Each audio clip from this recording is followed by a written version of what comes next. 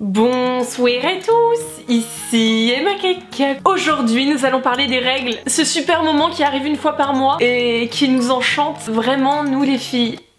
Je viens juste de rajouter quelque chose au décor, je ne sais pas quoi, j'avais oublié de la mettre. Juste avant de commencer cette vidéo, j'aimerais vous remercier. Ça va être très rapide parce que c'est très chiant les remerciements etc. Mais j'aimerais vraiment vous remercier car ma BD est déjà en rupture de stock, ce qui est un truc de malade. Franchement je vous remercie parce que même grâce à ce projet j'ai rencontré des gens formidables qui sont devenus mes amis et ça a vraiment pas de prix. Je vous aime tellement et merci. Bref, passons à un autre sujet, les règles.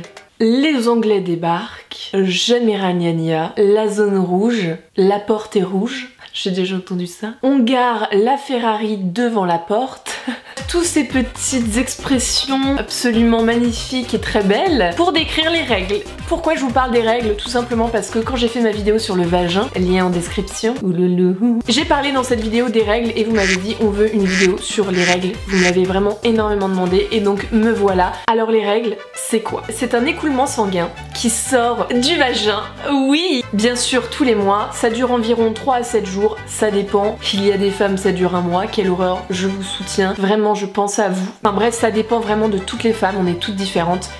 Voilà. Pourquoi nous avons nos règles? Car l'ovule n'a pas été fécondé. Il n'y a pas eu le zizi inside de vagina, donc nous avons nos règles. C'est pour ça qu'on entend souvent « Oh là là, j'ai du retard dans mes règles, je suis peut-être enceinte ». Donc chaque mois, rebelote, l'utérus recrée une muqueuse utérine, ça s'appelle comme ça, il y a plein d'autres aussi noms. Donc c'est en gros une poche qui se forme dans l'utérus. Je suis la poche, qui accueille l'ovule, qui descend donc des trompes de Fallope et qui atterrit dans la muqueuse. Et si l'ovule n'est pas fécondé, donc il n'y a pas eu spermatozoïde inside, la muqueuse se désagrège et donc c'est pour ça que nous avons nos règles. Par contre si l'ovule a été fécondé, la membrane reste et donc enveloppe l'ovule etc. Et puis bref bah voilà un bébé se crée. Donc voilà un peu ce que c'est les règles. Les premières règles arrivent environ, alors la moyenne d'âge est très, franchement ça dépend vraiment de toutes les femmes, il y en a qui ont leurs règles à 8 ans. Moi j'ai eu mes règles quand j'étais en 6ème, petite info, voilà on s'en fout. Et donc en gros quand on a nos règles ça veut dire quoi? Qu'on est prête à procréer. Alors maintenant passons au cycle menstruel. Qu'est-ce que c'est? C'est un cycle qui est de 4 phases. Quand on a ces règles, ça signifie que 2 semaines avant, on a ovulé. Oui! Pour en arriver là, il y a 4 phases. Alors la phase folliculaire, la phase d'ovulation, la phase progestative et la phase, je ne sais plus, menstruelle. Oui!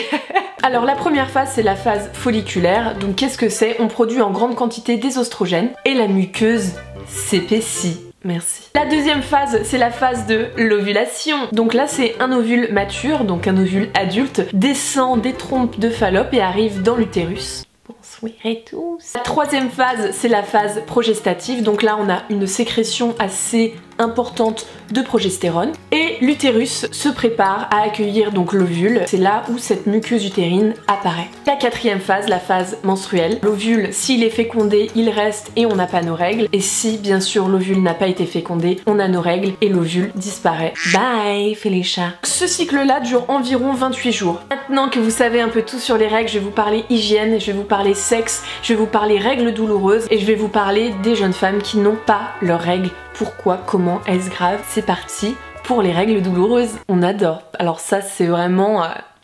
Waouh! Sachez que ce n'est pas normal si vous avez mal pendant vos règles. Sachez que si vous avez des symptômes assez énormes, des douleurs vraiment très importante, vous faites peut-être de l'endométriose. C'est une maladie gynécologique et donc il faut aller voir votre gynécologue. Là par contre je ne peux pas vous aider sur ça car je ne suis pas médecin et je n'ai pas envie de dire des grosses conneries. Moi personnellement j'avais très mal quand j'étais adolescente pendant mes règles, j'ai toujours eu des règles très douloureuses. C'est une douleur indescriptible franchement. Je parle pour tous les hommes qui me regardent parce que oui il y a peut-être des hommes qui regardent cette vidéo. C'est pas parce qu'on est un homme qu'on ne peut pas regarder une vidéo sur les règles, on peut s'instruire. Les Victoria's Secret comment elles font parce qu'elles ont des shootings tous les jours de la semaine. Moi quand j'ai mes règles on dirait une femme enceinte de 8 mois clairement. Bref sérieusement pour les règles douloureuses bien sûr il y a tous les antispasmodiques, les antidouleurs, les antalgiques etc.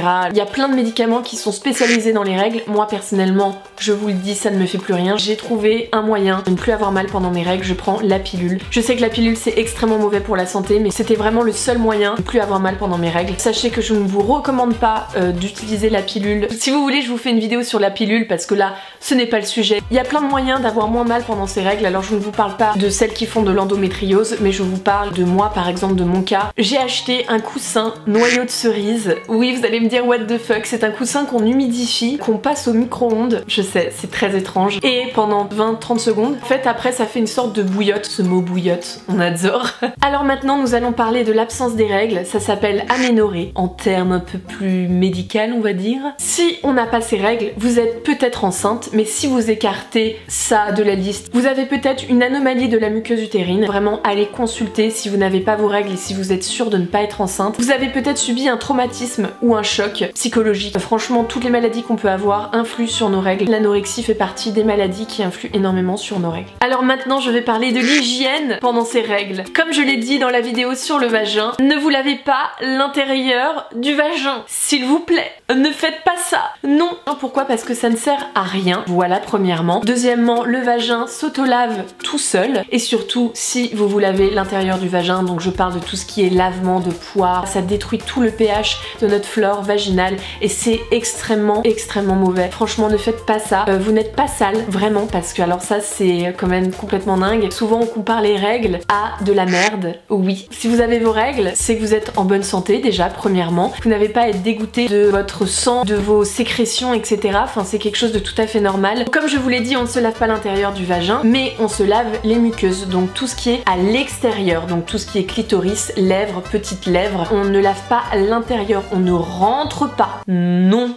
Vous pouvez vous laver donc avec de l'eau, tout simplement, ou même avec un savon spécialisé que vous pouvez acheter en pharmacie, parce que si vous vous lavez avec votre savon, donc le savon où vous lavez le corps, ce n'est pas le même pH et c'est extrêmement mauvais, ça peut vous assécher, vous faire des sécheresses vaginales. Bien sûr, changez régulièrement de tampons, de serviettes, videz souvent votre cup si vous utilisez la cup. Moi personnellement j'utilise la cup, ça me change ma putain de vie les gars. Alors si vous voulez savoir ce que c'est la cup etc, parce que peut-être que vous en avez pas entendu parler, c'est écologique, vous ne dépensez plus d'argent dans tout ce qui est tampons, serviettes etc, et c'est ultra pratique. Lavez-vous les mains bien sûr avant et après de changer votre serviette, votre tampon, votre cup etc. Maintenant parlons sexe. Oui, alors sachez que vous pouvez vous masturber pendant vos règles, il n'y a pas de problème. Et bien entendu, on peut faire du sexe en étant réglé, je ne sais pas si ça se dit, on peut vraiment tomber enceinte. Bien entendu, nous pouvons faire du sport pendant nos règles. Alors il y a eu cette légende hein, quand dans les années, je crois que c'était 50, 70, 80, je sais plus trop, où voilà, quand on a ces règles, on doit rester au lit, alité, on ne doit pas trop bouger, pas trop marcher. La blague du siècle. Vous pouvez faire tout ce que vous voulez, hein, du saut en parachute, tout ce que vous voulez pendant vos règles, il n'y a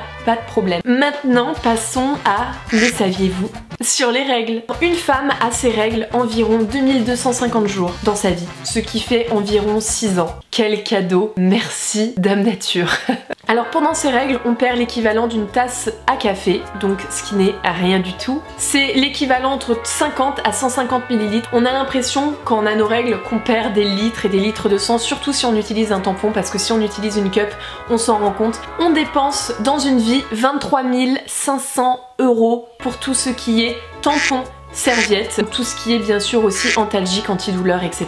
23 500 € et c'est complètement dingue quand même de se dire qu'on doit payer nos putains de tampons et serviettes hygiéniques pour quelque chose qu'on n'a pas choisi d'avoir. C'est fou, mais bon, c'est un autre débat. La couleur des règles varie d'une personne à une autre. Alors vous pouvez avoir vos règles marron, voire même noires, voire même très rouges. Le sang des règles peut présenter des caillots, voire même de la peau un peu, vous voyez. Alors non, les règles, c'est pas du sang limpide, comme je vous l'ai dit, c'est une muqueuse en fait qui se crée et qui se désagrège. Les règles, ça a une odeur. Oui, alors bien sûr, ça ne sent pas Chanel numéro 5. Sachez par contre que si ça a une odeur inhabituelle, que si ça sent assez fort, c'est qu'il y a un petit souci, n'hésitez pas à les consulter.